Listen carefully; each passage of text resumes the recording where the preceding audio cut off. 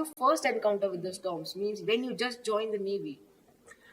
First encounter, और अगर आप पिछला एनकाउंटर भी पूछेंगे, both are very scary. Any kind of is very scary. जब हम लोग केबिन में सोने तक जाते हैं तो देयर हैव बीन सिचुएशंस कि खुद को बांध के सोना पड़ा है. हम आपका बेड से भी आप शायद गिर जाए, इतना इतना ज़्यादा शिप रोल करता है.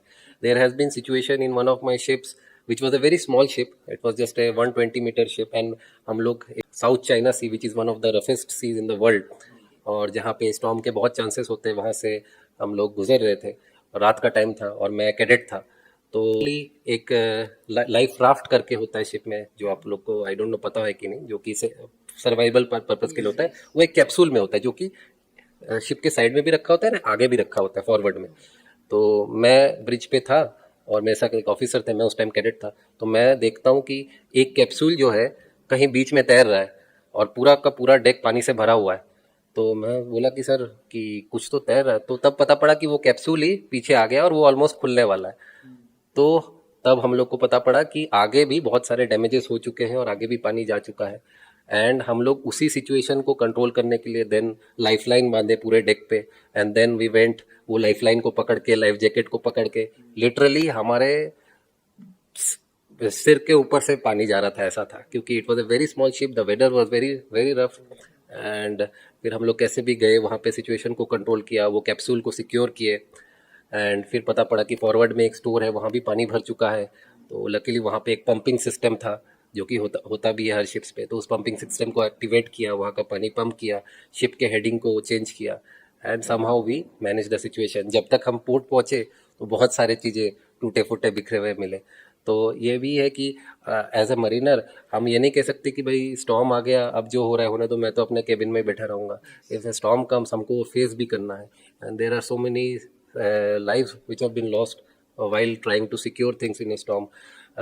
Like one of the worst places in the world is south of Argentina, Drake passage जिसको बोलते हैं. वहाँ वेदर इतना ख़राब रहता है कि बड़े से बड़े शिप्स भी वहाँ पे बहुत प्रॉब्लम फेस करते हैं. 2 years बैक वहाँ पे एक ऑफिसर का लाइफ चला गया for the same purpose. While कि वहाँ पे भी फॉरवर्ड में कुछ प्रॉब्लम्स थे, तो वो लोग फॉरवर्ड में अप्रोच किए और वहाँ पे फिर एक बिग बहुत बड़ा वेव आ गया and they were washed away from the ship. So these are the challenges.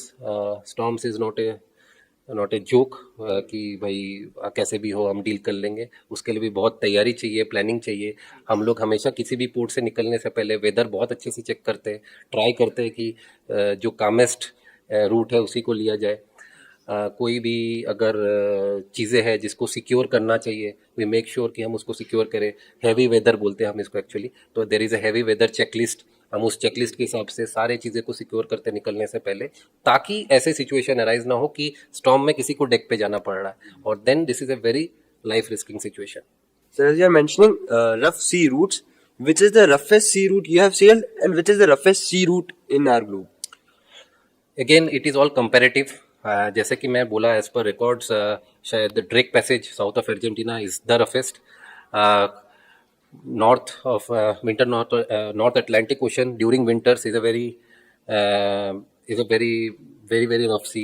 South of South Africa में बहुत ही एक क्रेजी फेनोमेनन होता है जिसको बोलते हैं रोग वेव्स.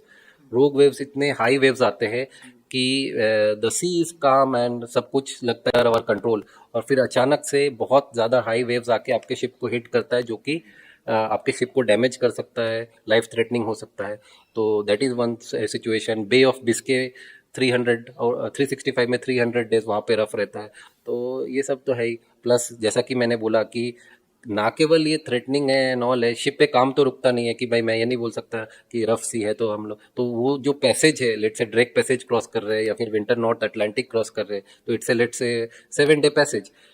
उसमें क्रू को काम भी करना है. एंड यू कैन इमेजिन कि हम लोग तो रात को सो भी नहीं पा रहे because of such rolling and all. Still we are trying to give our best, staying alert, combating the weather, combating the storm, combating the rough seas, और फिर अपन अपना ड्यूटी भी कर रहे हैं. तो again all this adds up and that's how we are trained. So, as you said that during the storms there are a lot of rolls that take place in the ship. The ship goes up and down during the turbulences. So, sir, don't you experience those pluckish feelings? Because we experience them even when we are in the car. So, the ship is so huge and it's going up and down. Yes, so that is what we call as seasickness.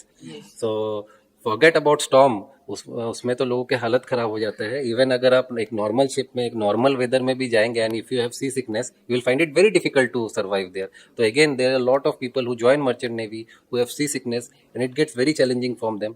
Even seasoned mariners, बड़े बड़े बहुत जिनको experience है उनको भी problem होता है अच्छे जब बहुत ज़्यादा रोलिंग होती है. तो luckily I find my self in A situation कि भाई मेरे को I have faced 30-degree Rawlings and all, but I have not faced so much sea sickness in my career. But I have seen people, especially the one who join shipping industry as a fresher, they face a lot of problems. But slowly they adapt to the situation. Seamen जो होते हैं वो लोग बहुत easily adapt कर सकते हैं, ये उनकी क्वालिटी होती है, इनको ट्रेनिंग दी जाती है. और फिर हम लोग एक नुस्खा जिसको बोलते हैं वो भी अडप्ट करते हैं. अगर किसी को ज़्यादा सी सिकनेस फील होता है, फनी भी लग सकता है आप लोग को, कि हम लोग सी वाटर पिला देते हैं उसको थोड़ा सा.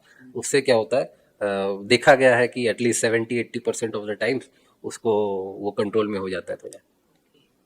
Because storms are so devastating, they hit your ship, so containers can fall off. So if containers fall off your ship, do you try to fetch it back, sir? ऐसा कोई इक्विपमेंट नहीं है कि हम उसको फेचअप कर सके as a in A ship. वो बाद में जो सैल्वेज के लिए आते हैं they try to fetch it back, but containers do fall off. It is happening nowadays a lot, क्योंकि कंटेनर शिप्स बड़े होते जा रहे हैं. देयर आर 400 मीटर्स के कंटेनर शिप्स है which is travelling at 25 knots.